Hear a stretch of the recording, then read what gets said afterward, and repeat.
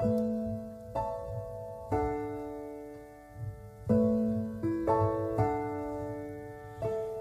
I got you on the back foot?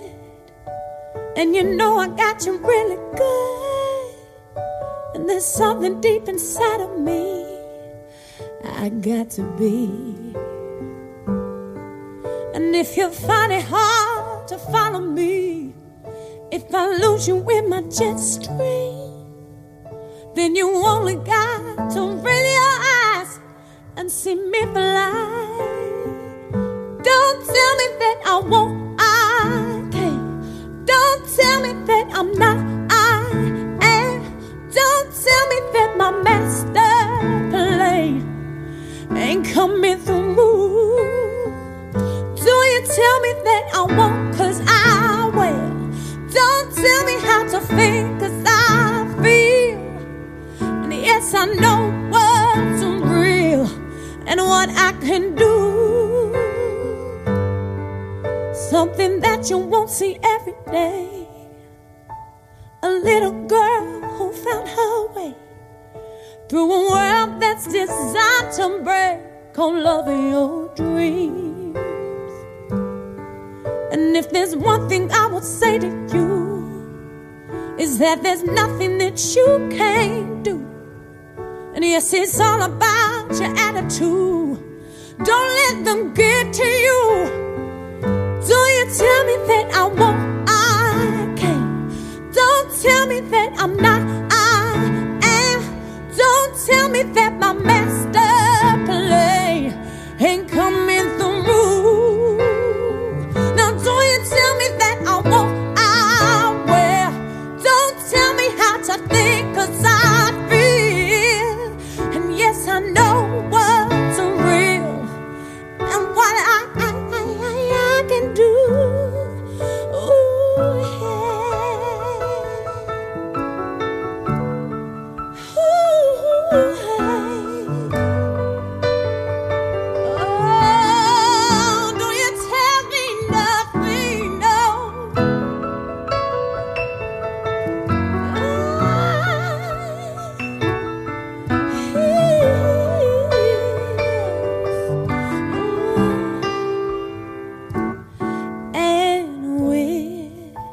Singing in our own voice, we can make that choice to be free. Yes, we're singing in our own voice. We can make that choice to be free now, to be free now. Don't tell me that I won't, 'cause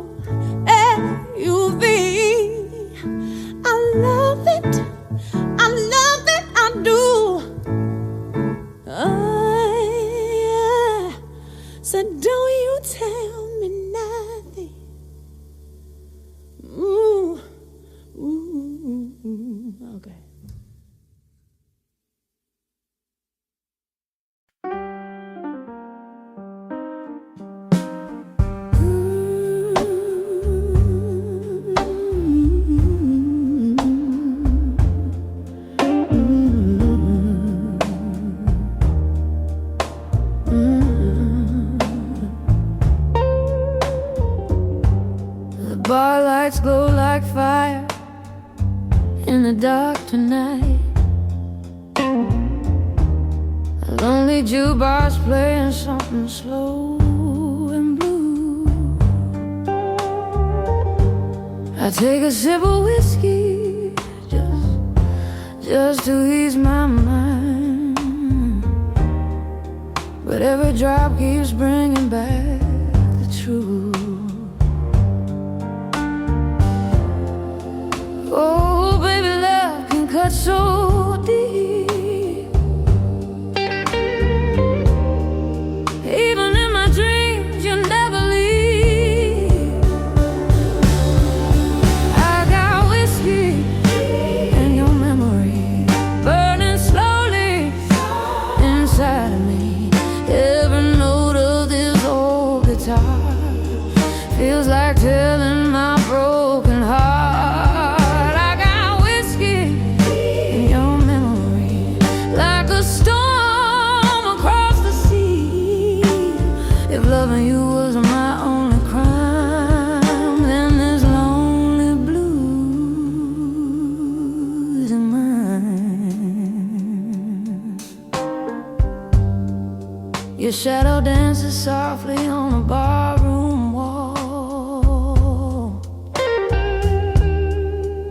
like you never really walked away from me. The band keeps playing low and slow night, like they can feel this old heart bleed. Oh, baby, love can leave a scar, even when you're miles apart. I got whiskey in your memory, burning slowly inside of me. Every note of this old guitar feels like telling my broken heart. I got whiskey in your memory, like a storm across the sea. If loving you was my only crime, then this lonely blues is mine.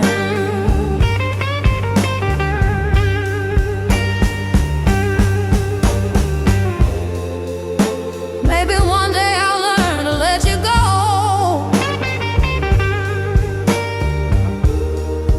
but tonight this pain still steals the show. I got whiskey in your memory, burning deeper inside of me. Every cry, this blues guitar sounds like calling where you are. I got whiskey and your memory, like a ghost, it won't set me free. If loving you was my only crime, then this midnight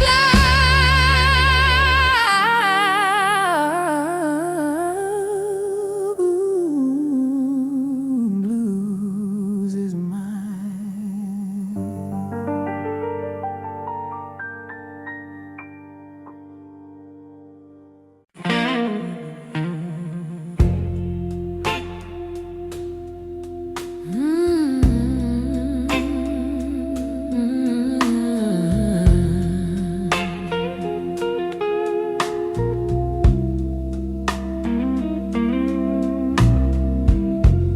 The bar lights glow like fire in the dark tonight.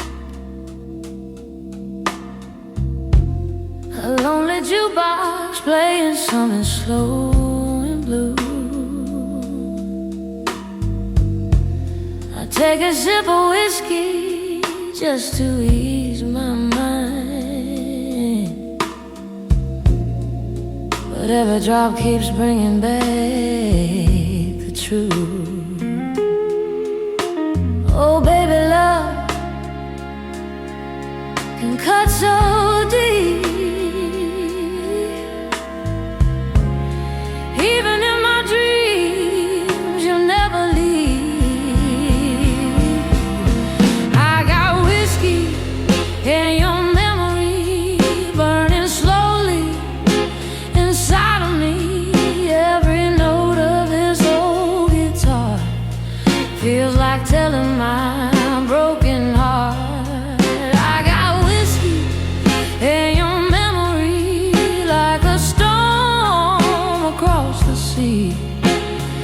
loving you was my only crime, then this lonely blues is mine.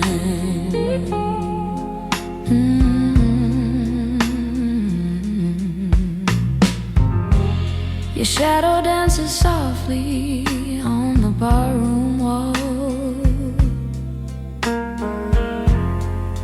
like you never really walked away from me. The band keeps playing low tonight, like they can feel this so hard bleed. Oh baby, love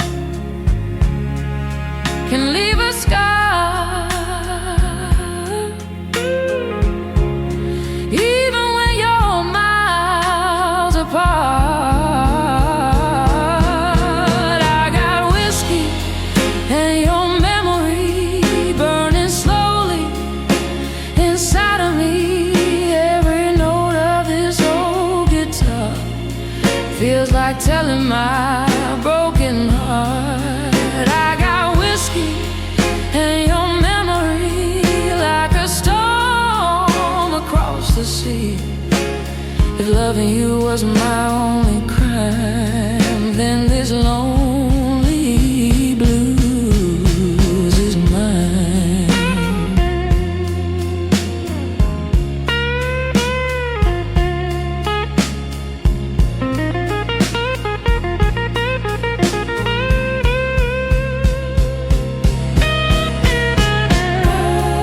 Maybe one day I'll learn to let you go, but tonight this pain still steals the shore.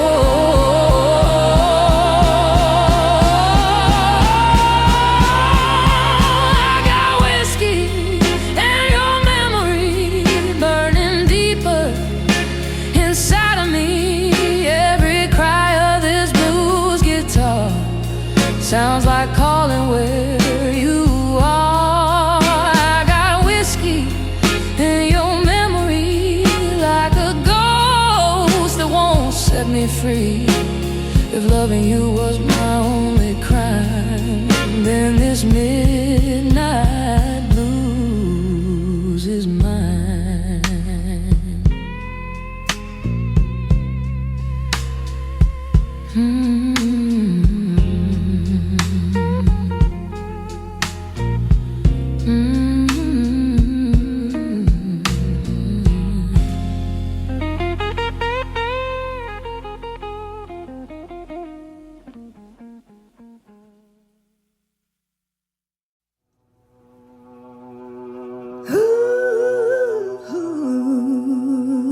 Yeah.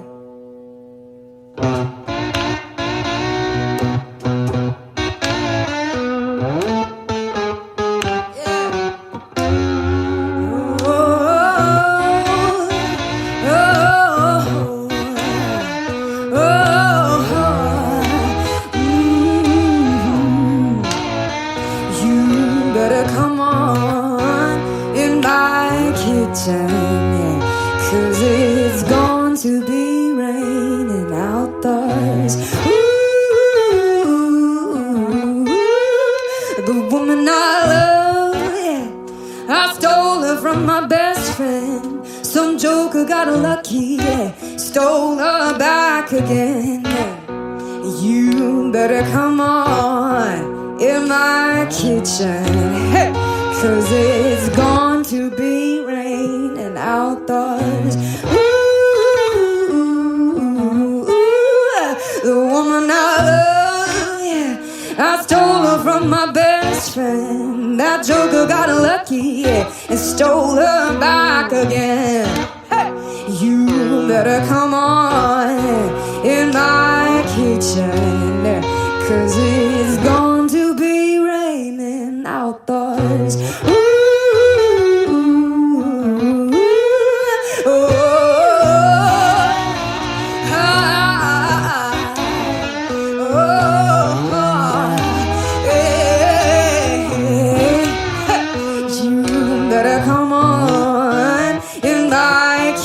sunshine, 'cause it's going to be raining outdoors. Ooh.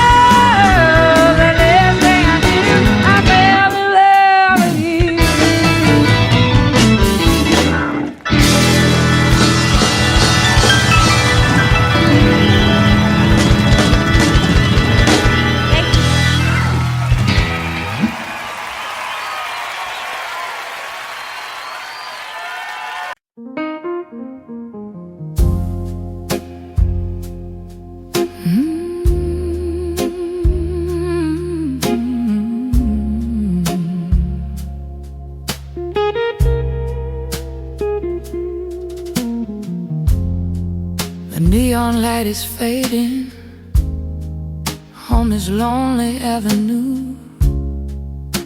My whiskey's getting colder, like the love I had for you. I hear that old piano crying soft and low tonight,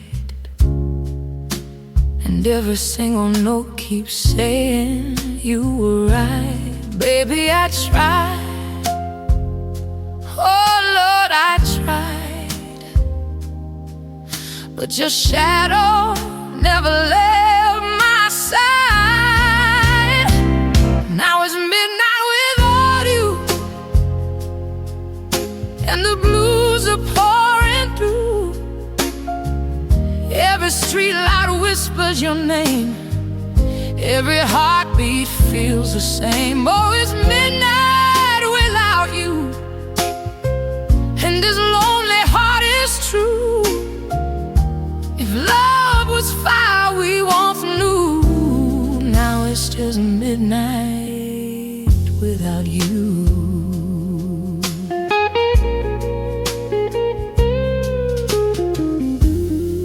Your photograph is dancing in the smoke above the bar.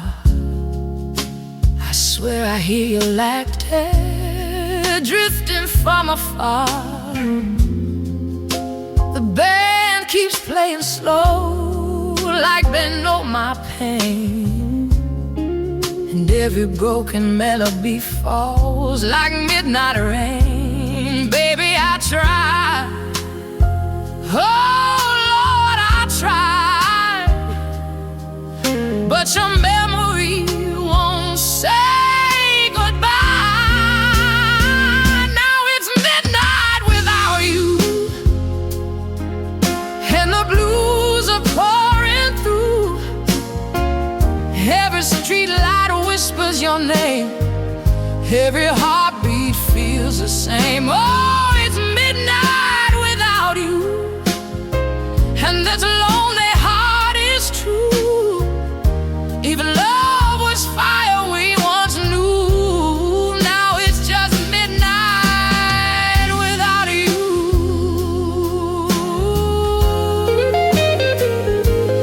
Maybe tomorrow the sun will shine again, but tonight this heart won't mend. No, tonight this heart won't mend.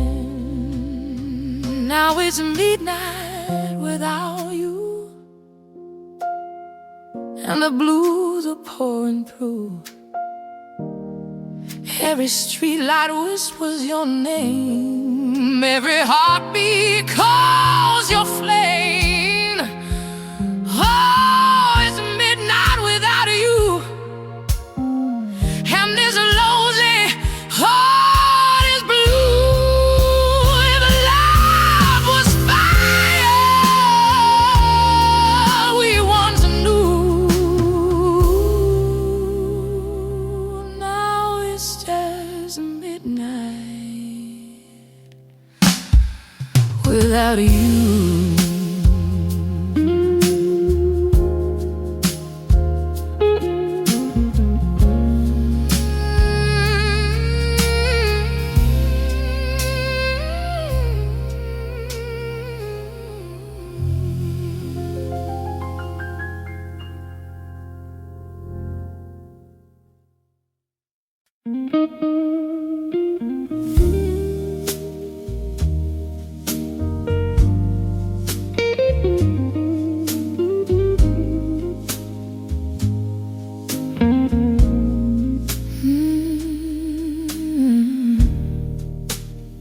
The neon light is fading on this lonely avenue. My whiskey's getting colder, like the love I had for you.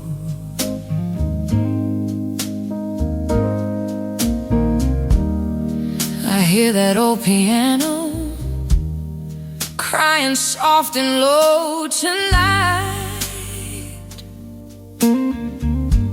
and every single note keeps saying you were right.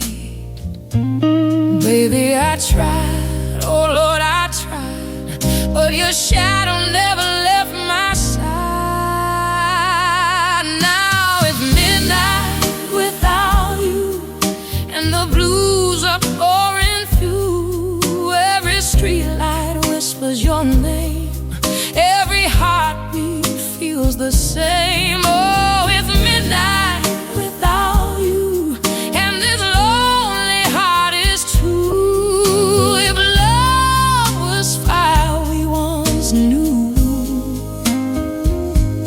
now it's just midnight without you.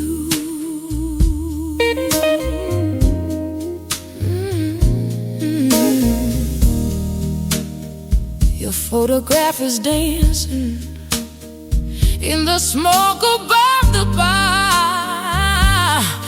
I swear I hear your laughter drifting from afar.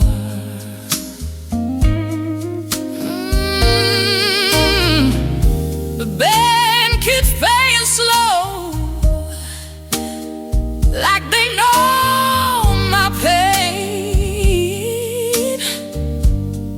and every broken melody falls like midnight rain. Baby, I tried, oh Lord, I tried, but your memory won't say goodbye. Now it's midnight without you, and the blues are pouring through. Every streetlight whispers your name, every heartbeat feels the same. Oh, it's midnight without you, and this lonely heart is true. If love was fire we once knew, now it's just midnight without you. Maybe tomorrow the sun will shine again, but tonight this heart won't mend. No, tonight this heart won't mend. Now it's midnight without you, and the blues are pouring through. Every streetlight whispers your name, every heartbeat calls your flame. Oh, it's midnight without you, and this lonely heart is blue. If love was fire we once knew,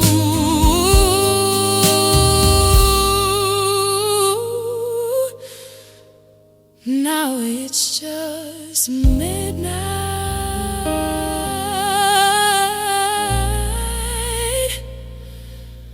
without you.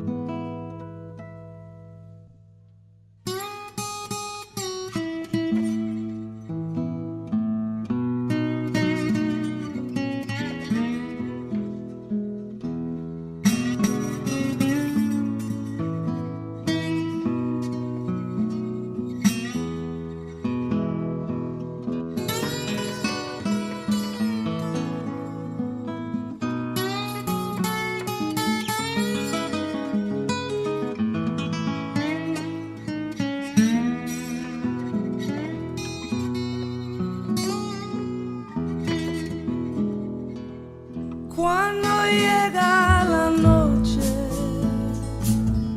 yo recuerdo tu cara y en las olas del mar siento tu voz y en la luz de esta luna es tu piel que me roza y esta brisa azul trae tu corazón más cerca de mí.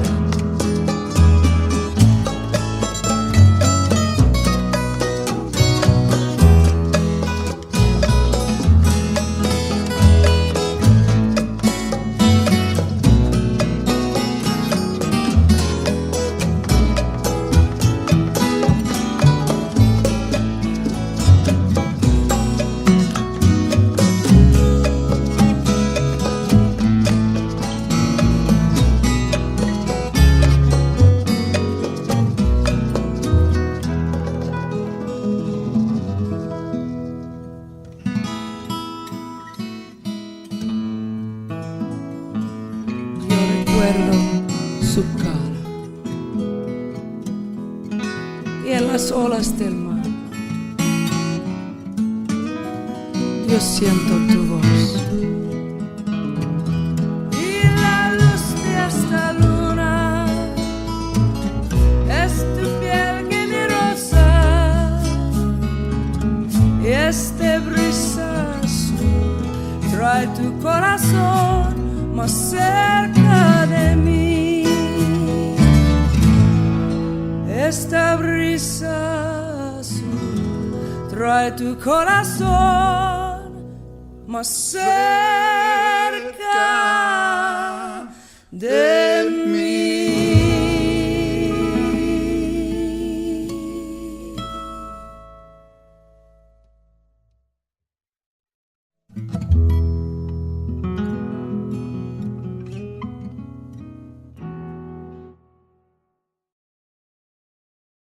There ain't no use to sit and wonder why, babe, if you don't know by now. Ain't no use to sit and wonder why, it'll never do somehow. Oh, when your rooster crows out the break of dawn, look out your window and oh, I'll be gone. Oh, and you're the reason I'm traveling on. Don't think twice, it's alright. Ain't no use in turning on your light, babe. The light I never known. Oh, now it ain't no use in turning on your light. I'm on the dark side of the road. Oh, now I'm thinking and wondering, walking down the road. Oh, I once loved a man, a child, I am told. Oh, I gave him my heart, but he wanted my soul. Now don't think twice, it's alright.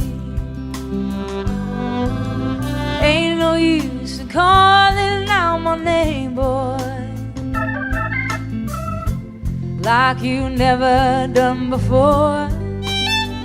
Oh, now it ain't no use in calling out my name now. I can't hear anymore. I wish there was something you might do or say, oh, to try and make me change my mind and stay. Oh, but we never did too much talking anyway. Now don't think twice, it's alright.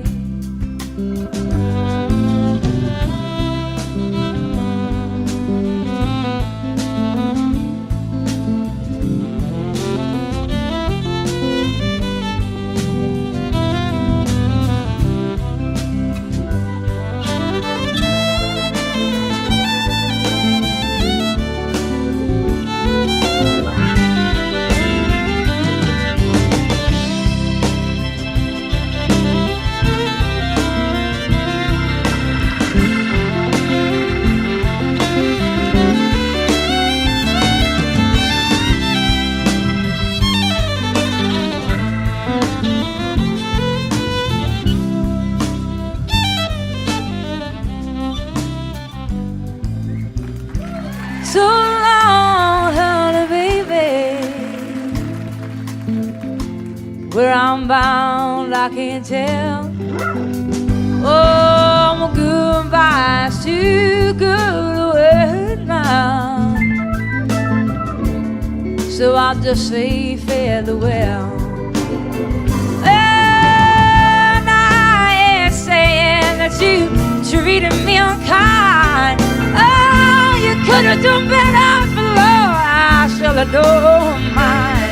Oh, you just kind of wasted all my precious time. Now don't think twice, it's alright.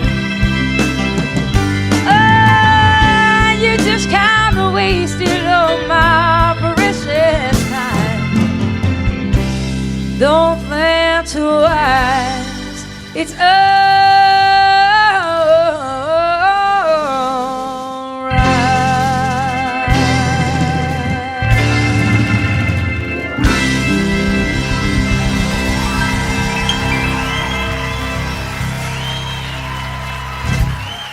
Thank you.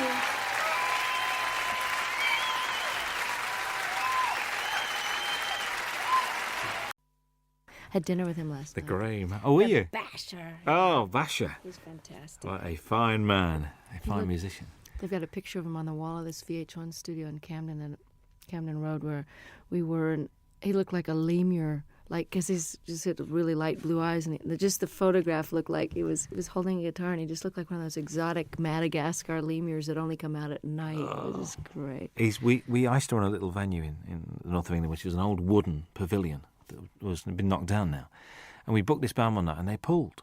So the agent said, well, I've got this other band called Brinsley Swartz. Do you want them to come? Yeah. So we said, OK. So they turned up, and it was just brilliant. They went down a storm, and it was a really, really good gig. It was just amazing. Very, very good. Are we rolling? He's OK. one of a kind, Oh, really. One of those people that you're just so glad he's around. Paul Carrick as well. Oh, great guy. Well, Bonnie. We're still here with our same jobs. I knew you were going to It's say a miracle, isn't it? that. A live album. And about time too. Tell me about it. Yeah. Not from lack of wanting. Really? So why now? A couple of reasons. I've been being besieged by people over the years that say, your live shows really capture you, and if only you could get one out, you'd really come across.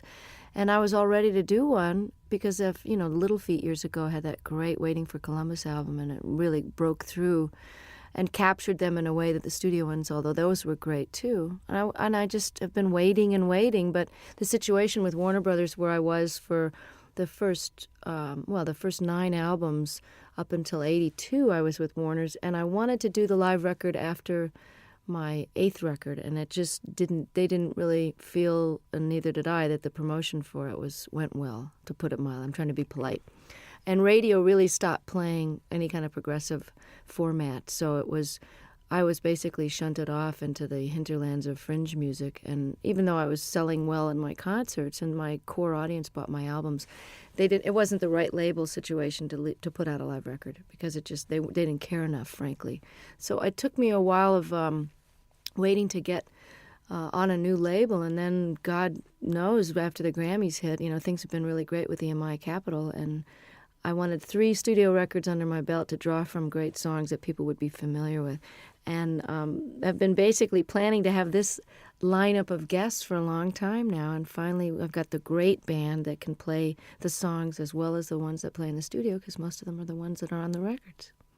Indeed. I can't believe that these friends just happened to be around. There must have been a lot of phone calls going out to get all these guests on this album. Well, you've got to plan, because people's schedules are way in advance. I mean, I know what I'm going to be doing 5 years from now almost. So everyone's booked, and everybody's got their own album schedules. And Jackson said, I'm going to be recording, but it's if you can film and record in California, I bet you I can fly up for the day. Hornsby had already made room in his schedule for me. And this was planned in March in order to secure the mobile truck. The concert venues go on sale, at least a couple of months before. And, of course, the film crew, we had 9 35-millimeter camera, film for 2 days. So, that's almost $1 million type of proposition just for the film alone, to film the 2 nights. And so, yes, it had to be way planned and approved and paid for in advance. But I must admit, the sound of the album is one of the best live recordings I've ever heard. Oh, fantastic. And I'll tell our engineer that, because he worked his you-know-what off trying to make it. Because I'm not a big connoisseur of live albums. I mean, I listen to James Taylor's and Peter Gabriel's, and of course, Little Feats I play a lot, and I have some live Westwood One radio programs that I've listened to and gotten copies of live performances where I've missed someone's tour. But I really wasn't an audiophile enough to know that it turns out, I found out from doing interviews, that most live albums get listened to once and put on the shelf. So Ed said, he really wanted to go for, making this the best live sounding record he's ever heard. And he studied a lot of them about how much echo in the room echo to leave in, and how much clapping between songs, and how much talking, where there was a lot of deliberation that went in. And of course each song is from sometimes a totally different night in a totally different hall. So there's a lot of post-production work that went into this. And it works so well. A couple of things. Vince Gill has described you as the wildest lady he knows. All right, Vince. What do you think about that? I think he's the guy all of us would love to get wild with, actually. He's the nicest star. Well, actually, Brian and Bruce and Jackson, my special guests, are pretty nice, too, in the unneurotic field. You know what I'm saying? Like people that are just folks when you meet them. I don't know if that was your impression, but I know that Vince and I, over the years, I mean, when he was in Pure Prairie League and I was still on Warner's, we ran into each other, and we actually did a duet together when he was first a solo act. We did a song called Let's Do Something Even If It's Wrong. And he and I were both kind of wild. I don't mean that in a biblical sense. I just mean, wild rockers. We didn't get into this line of work because we like to go to bed at 9 o'clock. Well, you don't start till late anyway, do you? It's not late. You know what? I get up early when I'm off the road. I like the daytime hours, because if you're not up partying at night, there's really no reason to be up past midnight unless you just get into one of those great moments when you can write and you're reflective and everybody else is asleep. But I've started to really like the early morning dawn hours. In London, when there's nobody else around, it's very good. I was in New York last year, and we drove out of the city we just drove out for about an hour at about 6, 7 o'clock on a Sunday morning. Nothing in New York. Very strange feeling. I'll very, bet it was very bizarre. strange. I'll bet. Very, very weird. Do you think your marriage has given you a different outlook on life? Have you calmed down or not? Or do Michael and you have a sort of a thing, you know? I don't think marriage has much to do with the calming down. I think just getting older, from your 20s to your 30s, there's a certain calming down. And I don't know about your life, but most of the rockers I know, and by rockers I mean not such as a musical categorization as in party as much as you want and can get away with kind of a thing. You know, like I would never jeopardize my job or walk around stumbling. And, you know, I never was one of those kind of visibly out of it kind of a person where people would comment on it. It was more like a private thing after the show. But lifestyle changes in your 30s are necessary if you want to keep your wits, your memory, your looks, and your health, not to mention the most important, which is your music. So even though I never jeopardized my job, I think my effectiveness, how many hours of the day I was able to be productive, was starting to get affected by my extracurricular activities. So my calming down that way happened in my mid-30s when I kind of quit drinking and took up yoga and bike riding and doing all those things with the ravages of time so that you end up feeling more energetic and more able to do your gig and have more fun, because it just isn't fun to feel bad, you know. I mean, I know some people make a career out of it, but the feeling bad is for the young. And marriage has just been, it's a challenge, and it's very adventurous, and it's exciting to know that somebody's not going anywhere when you have a big row. But it's also comforting to know that there's a level of commitment that makes the rough times more doable, and that makes the sweet times very, very deep. And, you know, the learning about each other and learning about yourself. Stuff comes up in marriage that didn't come up when you're living together with other, you know, I didn't live with Michael until we got married. And you repeat patterns in your parents' marriage, whether you wanted to or not. And I found that to be a very big surprise, because it didn't happen before until you get married. I think you hear those words coming out of your mouth and you go, there she is. There's that mom thing again. Bruce Hornsby appears on two very different songs on this album. Very much Thing Called Love and I Can't Make You Love Me. I mean, he's not only a great musician, but a really nice guy. And these two songs not only show the diversity of your talents, but also his as well. Was that why you asked him to play on those two songs? You know, it was one of those things where on the tour we did together last year, we did a 4-month double bill of the Outdoor Sheds when my new album was out. And it's quite obvious that I just think the world of him. I mean, and he made such a difference on I Can't Make You Love Me. And then he invited me to play on and sing on his last record before this current one. Then we did the tour together, and as an encore, he came out and played the accordion, and he's a great practical joker, so it was a way to keep him off the monitor man's back, where he would probably have given me nothing but hi-hat and the monitors and messed with my sound on stage. So I kept him out of trouble by having him on stage, and, you know, he's my favorite singer and writer, I think. It's just, you know, Prine and Jackson Browne and him, that's it, and Paul Brady. I Can't Make You Love Me, I can't even imagine recording live without him on it. So he was very gracious, and I just got to participate in his PBS special and got to play with Pat Metheny, the three of us on stage alone, singing The Tide Will Rise. And it was just absolutely a highlight of, you know, my respect for those men is just unbounded. And his musicianship is far surpassing anybody in the pop world that I know. You know, he's really as nice a person as he is a genius, too. Whenever I bump into him, it's like, you know, and it's like he sits down and he talks and he takes time. Mm-hmm. It's never, so I've got to rush now. He's just one of those guys. And I thought his current album was very, very good. I do, too. I mean, he's really a jewel, you know, and such a normal guy, just like Don was. And like, it's interesting because I've gotten to know Brian the last few days more because we've been hanging out at the Top of the Pops. And he also is totally without any kind of ego attitude. And, you know, he's not neurotic and paranoid or any of those stuck-up things that people get when they get to be a big shot. And I'm so lucky to have these guys as models because they've been famous longer than me. You know, Hornsby came out of the box with big hits, and he's just nonplussed, totally regular guy. That's why you get on so well, because you're the same. You've got the same attitude, and that's why, and it shows.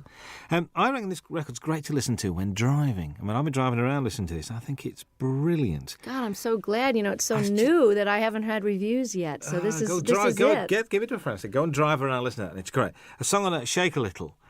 New song to you. New song Great by song. the guy Michael Ruff, who wrote "Cry on My Shoulder" on Nick of Time, and I listened to so many tapes of things where people have a cover letter that says, "This is so perfect for you. We've had you in mind," and then it's just dreck. So I appreciate the thought, but I don't know whether to throw a bucket of water on them the next time I see them, or just never answer their phone call.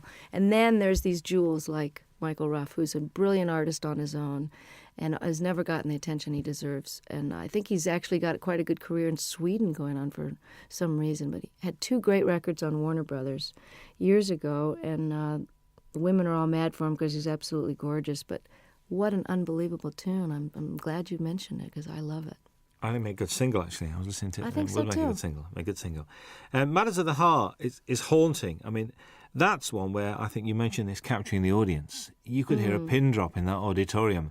They're all there as one, I think. I mean, And hadn't heard the song before, too. So that was really which is great. like, oh. Yeah. And, I mean, did you feel that was a special performance that night with them? Exactly. That was why we picked that night's performance. I mean, all the great part about recording 6 nights is that we really got the best performance of each one. It was hard to choose sometimes, but there was always one that had that pathos and a unity of, whether it was a spontaneity or just not thinking about it. Everybody forgot about the tape, and the audience, for whatever, it's almost like a great meal or making love. There's just that one evening where you're doing the same thing with your lover that you've always done, but it's just fitting and feeling perfect. And that this track has got a soulfulness to it, kind of a Ray Charles thing that, Michael McDonald is an incredible writer and singer. So the fact that to wrap myself around one of his songs like this is, you're as good as your material, and like I Can't Make You Love Me, this is one of those classic songs. I think what's nice about this record as well is it's not Bonnie Raitt's greatest hits live, which I'm so pleased about. It's a real, it's almost it's a comment and it's a reflection. Was that purposeful, the way you selected the songs? Yeah, and I'm glad to hear you say that. This is terrific that it's coming across, even in its shortened 1-disc version of the 2-hour concert. I mean, we were actually surprised, Don and I, when we had to narrow this down, that this played as well, and we almost like this order better than the ones with the extra 4 songs on it. I had no intention of doing a greatest hits, because why would somebody want to buy it?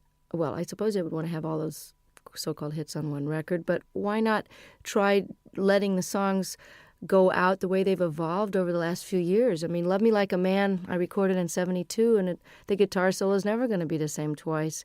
And certainly Have a Heart and Love Letter and different songs from Nick of Time, all of these songs have taken on their own character depending on the tour that we play them. Each tour, everything gets a little shifted by the band members, because just to keep it interesting, but also they just grow. Tempos are changed, Have a Heart has a kind of a South African guitar part on it, and that's partly because I've got one of the greatest guitarists as a foil now, George Marinelli, who used to play with Bruce Hornsby.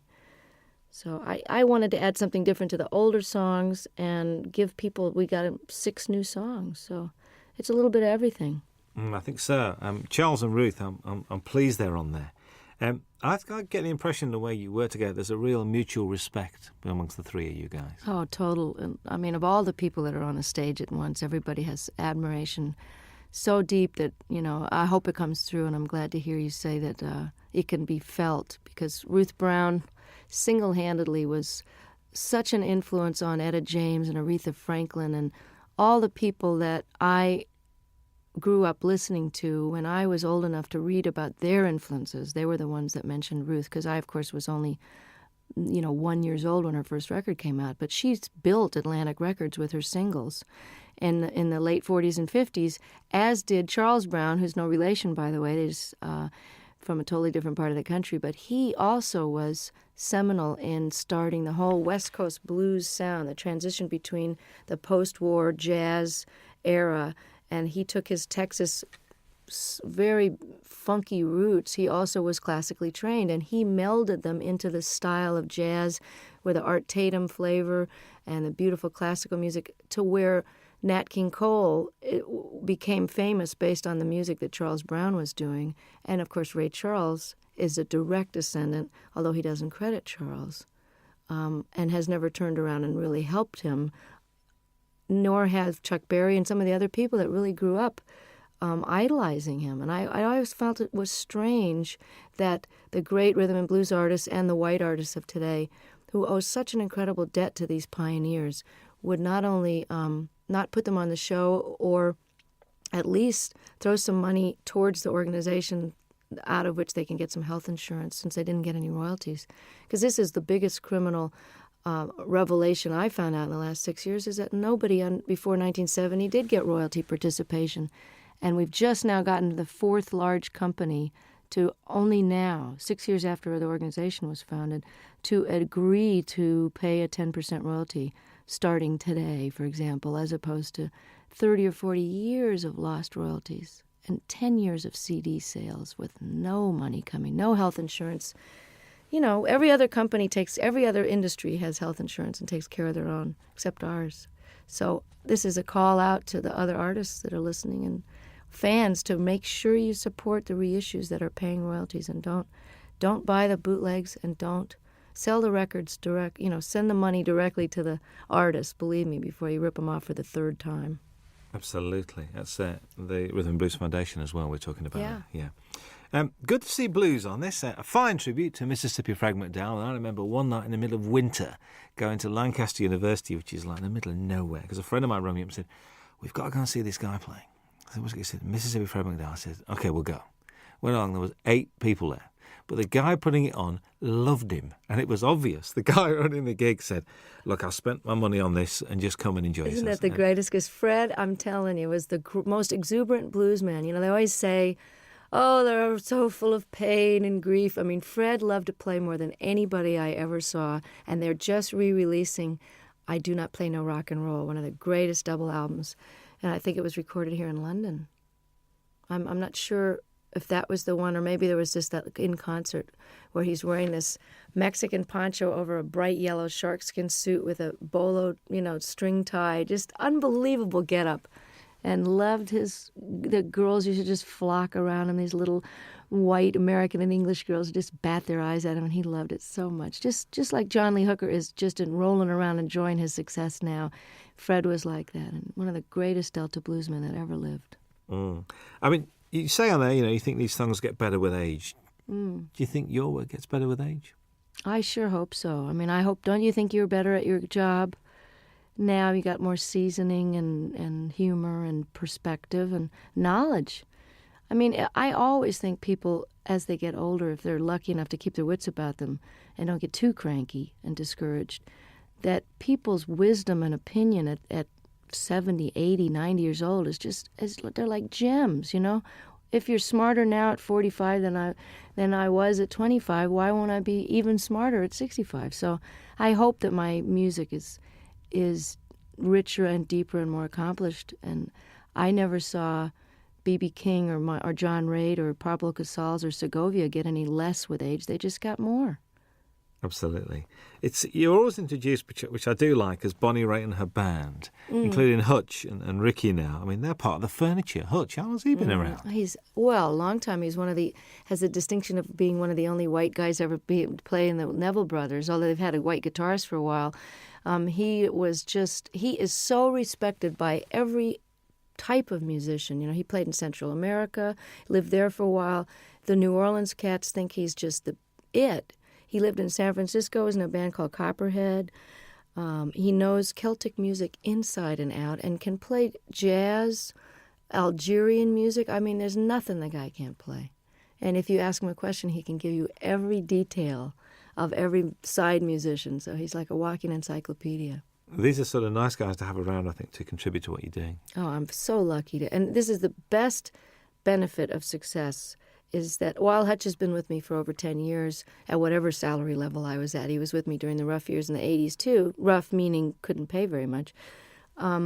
Ricky, who has been a successful producer living in Australia, doing film scores and, just co-produced the Boz Scaggs album and For those of you, Ricky Fattar from South Africa, he was in a young band called The Flame that was quite famous and was in the Beach Boys for a while. I'm able to afford musicians of the level that I've got now, and that is probably that and raising really great amounts of attention and money for political causes that really need the bucks.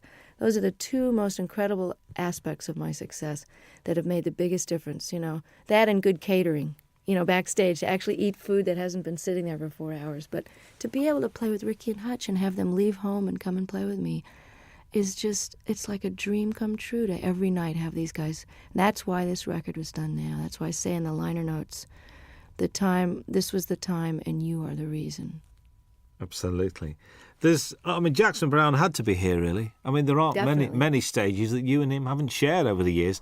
Mostly benefits as well, actually. But, to do Opening Farewell is just a bit special, I think. And, we didn't know what we were going to do. I was going to cut this wonderful reggae tune that he did on his last record called I Hear Your Heart Beating Everywhere. I love that song. And I thought we could have a duet, kind of a, We Be 40 kind of a thing. I don't know. And we tried it in my key, and it just didn't sound as good as his.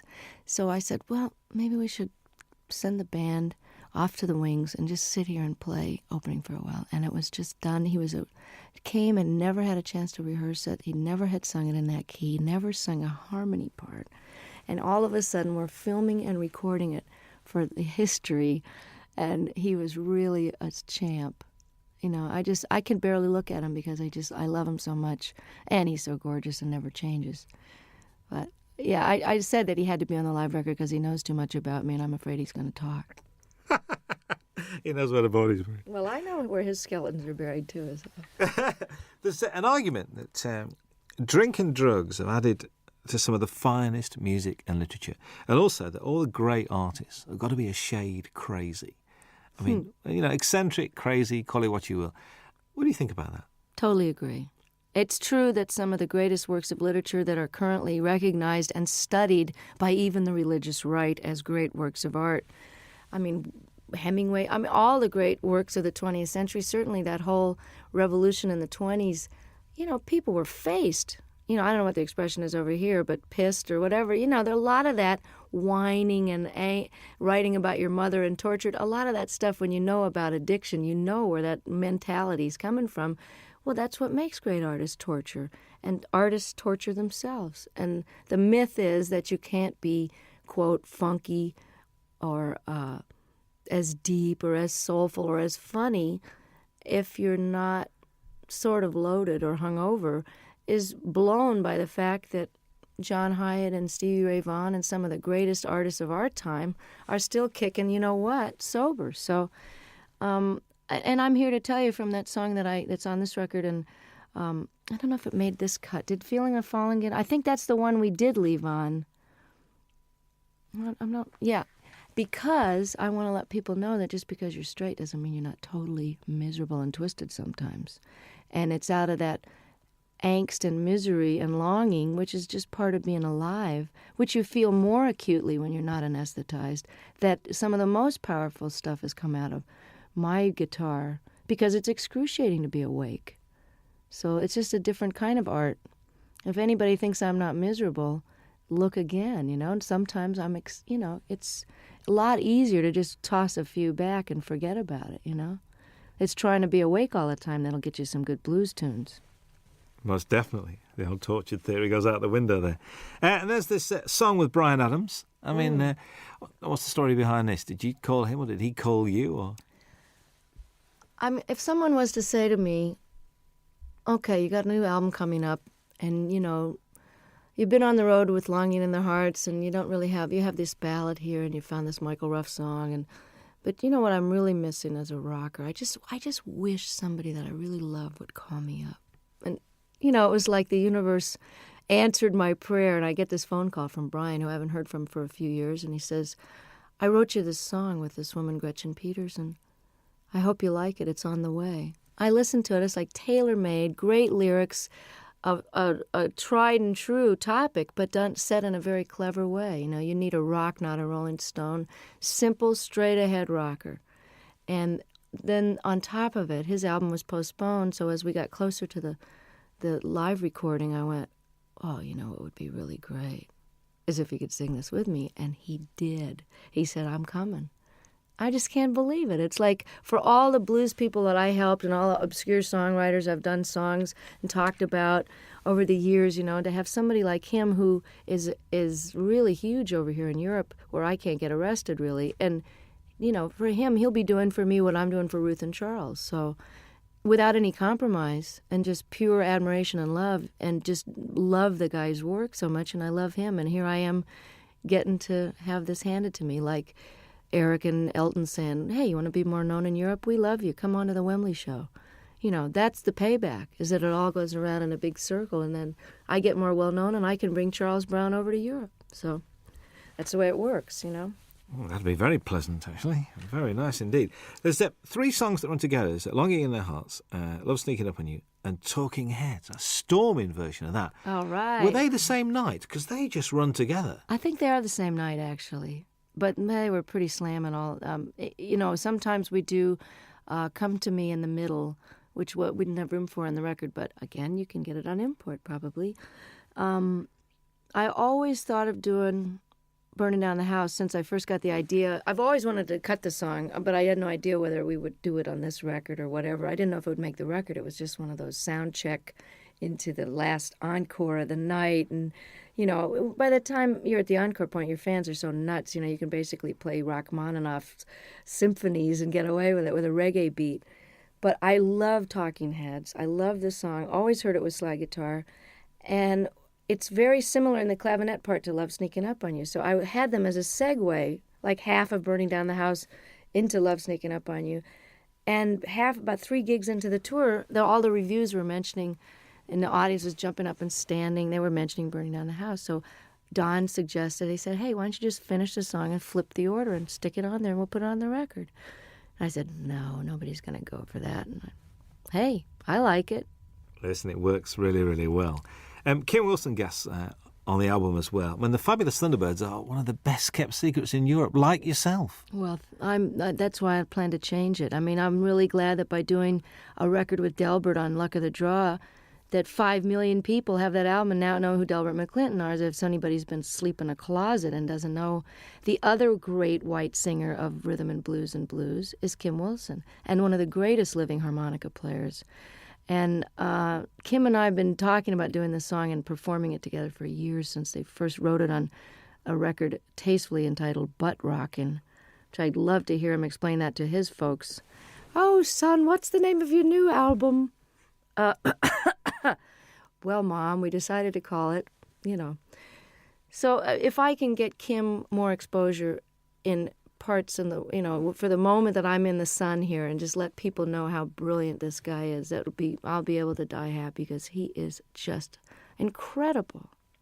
You know what, listening to this record, I do have a problem because I'm not now going to be able to say to people, you mean you don't know who Bonnie Raitt is?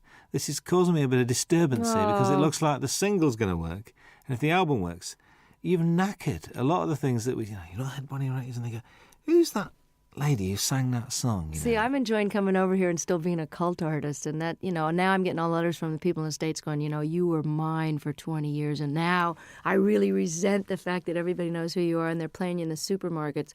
But I wrote the guy back. I said, hey, 20 years in small theaters, can't you cut me some slack? I get to have Ricky Fataar in the band and Hutch.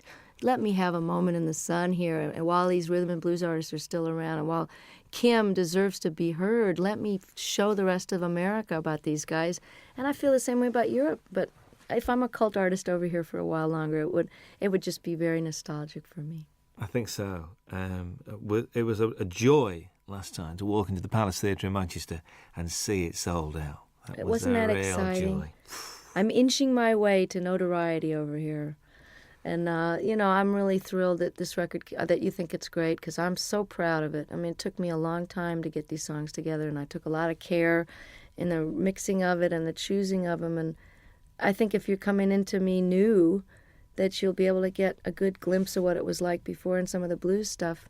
And, you know, I don't think anybody should be determined by their latest single. So, I'm not a singles artist. So if you've never heard of me and you hear the Bryan Adams track and you like it, check out the rest of it, because there's a lot of good people on there that deserve to be heard while they're still able to play. I think so. I think How Anyone Cannot Be Moved by Jackson Browne's version of Stay, I will never know. And I just sang on his new record. It's just fantastic. There's a bit of to and froing, because you're on John Hyatt's record as well. Yeah, I know. Well, that's how it works. We all love each other, and, I'm so thrilled that they want me to come and play and sing on their record. There's a great band out of New Orleans called the Subdudes, and I'm on their new record, and that's a fantastic record. Support act on the tour, actually. Oh, it'd be. That's right. If you got there early, That's right. They were over here in England. It's true. That's right with you. How's the songwriting going? I mean, we've been progressing. We've had like 3, 4. We're getting there. I'm inching up there in the quantity. But one of the reasons I'm taking a hiatus is because I haven't stopped working either on the Rhythm and Blues Foundation or the different benefits that I've done and organized. My own touring schedule, making up for all these years I didn't tour outside the United States. I haven't had any time to write, so it's time to go live a little bit so I've got something to write about. Because honestly, writing about the catering in my room in the hotel is not going to make it for a topic. And getting any more personal than I did on the last record would be a challenge, because I'm just going to have to figure out and take a break so that it's done from inspiration and not out of obligation. So does this mean that, I know because you're not a winter person, so come sort of spring, are you going to be treading these shores? I'm hoping to have the first break from touring in 25 years after this live record. I was doing this now, and I did a record with my dad, and it's out on Angel Records with a 42-piece orchestra. We did 3 songs together. It was just great fun. And I feel like I've done my bit with Charles and Ruth and Kim and done my major opus here. And it's time to take some time for me, because if you don't fill up and take some time off, there really isn't anything else to say. And I honestly don't think I'm going to be touring this next year unless for some ungodly reason, or perhaps truly godly reason, this record with Bryan and this record takes off in Europe. And then I'll be a brand new artist and come over and show people where it's really at. A brand new artist again? Yeah. Again. Well, I'm an overnight success, Robin, that. There's a description that I read, I'd like your comments on, really. After years of singing about broken hearts, faithless lovers and no good men, Bonnie Raitt entered the 90s at the peak of her already lengthy and impressive career. Has the 90s been good to you, do you think? Oh, yeah, definitely. I don't think you could argue with the kind of Cinderella story that happened to me when I just a lot of changes were made personally before the Grammys happened. But I think in your 40s, while like as I was mentioning before, it's a little harder to be older and awake. It's also easier and more fun to be wiser. Does that make sense? It's easier because I know how to do things better, and I know how to handle stuff. I can handle my success. I can handle disappointments. I don't mind getting angry. I know that it's not going to last for 5 days. I'm just getting angry. So the process of growing up is happening now as it is for a lot of rockers, because it's just sort of a postponed adolescence sometimes until your 30s and 40s, and then that's when people settle down. So I've had a really great last 5 years, and I'm looking forward to another 25 and another couple of live records in the middle of those. Absolutely. Bonnie Raitt, thank you very much indeed. Nice to be back. Hi, this is Bonnie Raitt. Very happy to be with Robin Ross on your radio. I want to go to Dave, Scotland. If we send him a tape, he'll do a 2-hour special.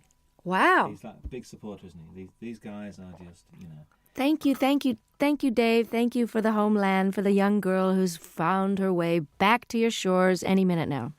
I'm threatening to show up for Hogmanay again. Again?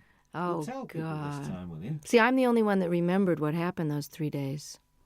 The entire country was out of their minds. But the studio was. I'm coming back with a video camera because nobody in America believed it. They had some sort of sponsorship. They had little bottles of booze on the table, and there was like 65-year-old people just totally clapping and yahooing it up, which is a little glimpse of what like a Crosby, Stills and Nash audience is going to be like in 20 years. We'll be a bunch of old geezers singing, just a song before you go. But I'll still be all applauding. And Sheena will be singing Morning Train, and me and Brady will be out there on walkers singing Thing Called Love. Yeah, I found another Brady Buncher. Curtis Stigers is a Brady Buncher. Yes, he is. Curtis Stigers is a Brady Buncher. I found somebody else as well. You know, guess who cut Paradise Is Here? Cher. Heard it from Brady's lips today. I'm not kidding. That'd be great. Let's find it right now. Really? So that must be this new album because she's done the Mark Cohn Walking in Memphis. That's the single. So it'll be on the same album. Well, it's good. I'm glad that she's going to get them some wider attention, you know? Brady's record was great, wasn't it? Mr. Cummings won't know what's hitting. He won't know what to do. I know. He's great. I'll ring him up. I really wanted to do that song too, but Tina had already done it. I think that Cher track's coming out for Christmas as a Christmas single. Paradise Is Here? Well, that's good. I'm glad. I mean, I don't know who produced her, but I hope it's great. My engineer's producing Anne Murray's new record, which should be great. All right. Yeah, she's terrific. When I call you up. Remember when she did that? She wouldn't do an acoustic, would she? She should have done. She wouldn't do an acoustic for us. She's doing one now. Hello. I'll come in here and do one. We had John Hyatt. John Hyatt did 2 songs. Did he? Yeah, John did 2 songs. Finn did 2 songs, did they not? Which is Neil and Tim Finn. They just told me to come and talk. They did Weather With You, and they did... Nobody asked me. We'll ask you. Anywhere, anytime. You know you could play the national anthem and we'd listen to. You know that. So, I'd play your national anthem. It'd be interesting. Yeah. It'd be good. Good. So you're going to Scotland on this break? You're gonna try I want to. I was threatening to go to Ireland or Scotland over the weekend, but I'd like to come back when the days are longer, because it's too hard to come over here and have it get dark at 4. Yeah. Not if you're unless you. Especially over that way. You know what I mean? If your nighttime hours can be more productive, but I want to be able to see stuff. You know. Yeah. You were going to go around Ireland last time I spoke to you. You were going to visit Ireland. I did it once a long time ago, and I want to do it again. I may do it over the weekend. Just get down the country and see part of it. I did get a whole week did there. I did get a week in Scotland, a week in Ireland back in 91, right after the Grammys. Randy Newman's on Jules Holland on Tuesday night. You should get him in here. I'd love to. With Warner's, you see, Warner's a bit strange. So my best man when I got married is head of promotion at Warner's, and he won't let me do any interviews. He said, I leave it to the regional people. I said, but we're getting like 50 stations. Great. I know. Faust is a great record. Lovely man. When's Bonnie Raitt on Peter later? Asher and tell him I told him that he should do it. Tell me. him who you talked to. Tell him all the people you talked to and how many stations we're going to start to, Just call him we directly. got you on, did we get 50 last time? Peter and Gordon. Tell him you're a Peter Gordon fan and call Peter Asher. Remember Peter and Gordon? I actually That's went Peter to see Asher. Peter. He's he Randy's used to manager. manage 10,000 Maniacs as well, didn't he? Yeah. He manages Little Feat. And now he's head of Sony, I think. That's right, I forgot. He got a new job. My former manager is head of Atlantic, then head of Warner's, now he's head of Mercury. Moving around. We're gonna fire you. Here's $30 million. Get out of here. Oh God. Now you can pay the musician. Here's another label. Could you sign that for me, please? Are you kidding? Thank you. I've got a shiny one because you haven't got shiny pens, have you? Can I have that on tape, please? And you haven't got Robin Ross has a shiny one. You Thank you. Could you sign it for me?